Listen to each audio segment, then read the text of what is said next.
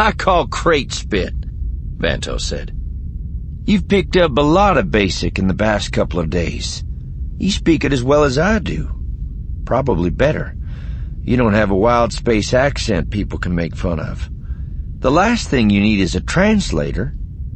You make my case for me, Thrawn said. What is meant by crate spit?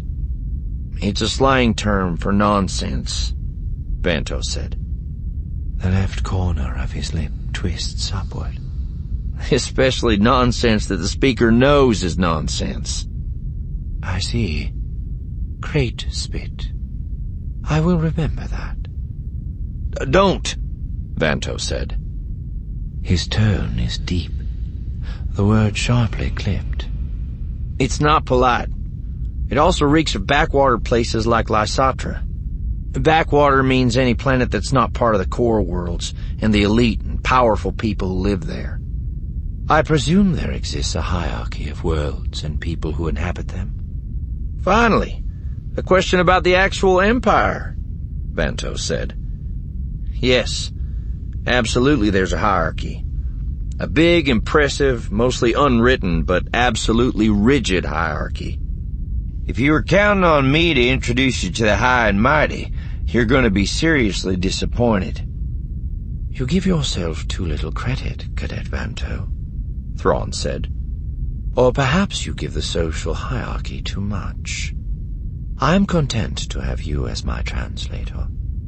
I'm glad you're pleased, Vanto said. His tone rises slightly in pitch. His throat musculature still shows tightness. Not that you had any choice in the matter. Perhaps, Thrawn said. Tell me, when do we arrive at your capital world? My orders are to have you in the forward hangar bay. That's the one you tried to escape from. At 0700 tomorrow morning, Vanto said. And I will meet with the Emperor soon after that? I have no idea what happens after that, Vanto said. The muscles under his tunic stiffen slightly, and wrinkles return to his forehead. But odds are it won't be anyone even close to the Emperor. Probably some senior administrator. Maybe even a junior one. Will you come with me? That's up to the captain, Vanto said. I do still have other duties aboard the Strike Fast. I also need to prepare for my return to the Myanmar Academy. Your duties and studies are of course important, Thrawn said. We shall see what decision Captain Park comes to. Until morning, Cadet, I bid you farewell and good evening. Yes, Vanto said. The tension in his musculature decreases, but it is not entirely gone. Until morning.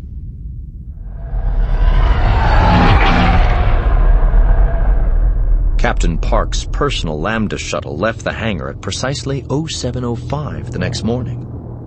Apart from Park, Thrawn, and Eli, the passenger list included Major Barris, 3 of the Navy troopers who'd been on the planet when Thrawn was running everyone in circles, and 2 stormtroopers, presumably also part of the group who'd seen the alien in action. There were also 10 heavily armed Navy troopers. If Park was worried about hard-eyed high command administrators, he also wasn't taking any chances on his prisoner making a break for it once they reached the planet.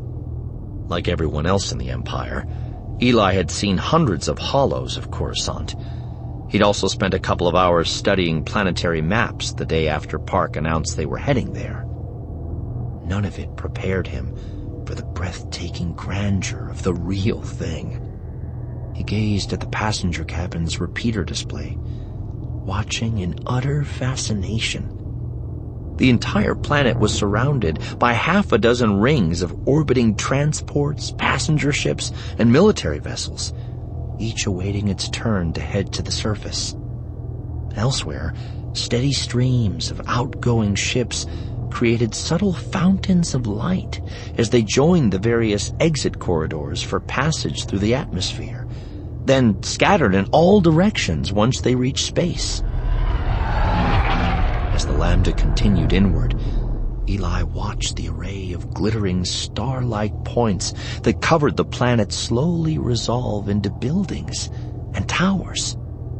Still closer, and the grid lines of repulsor-lift vehicles wove their packed way between the towering buildings, doing their intricate dance as they headed for 1,000 destinations. A sobering thought occurred to him. Right now, he could probably see more vehicles than were on his entire home planet. The pilot eased them into one of the higher lanes, one that seemed reserved for military vehicles. They were close enough now that Eli could pick out specific landmarks. There was the Royal Imperial Academy, where the Empire's elite trained for the Army and Navy.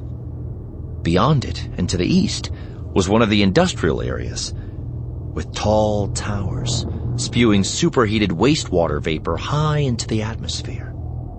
In the distance beyond that, he could see an open area that was far below the tops of the surrounding towers, yet still many levels above the actual planetary surface. A landing area, most likely, probably for elite politicians or larger military vessels.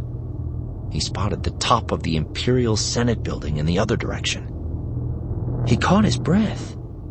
If the Senate was there, and the Royal Academy back there, they weren't heading to either the Admiralty or the Imperial Security Bureau headquarters, which he'd concluded were the two most likely destinations. They were heading straight for the Imperial Palace. The Imperial Palace? No, that couldn't be. Not for a single random blue-skinned near-human captured on an unnamed world out in wild space. There was no possible way the Emperor would even notice such an event, let alone take a personal interest in it.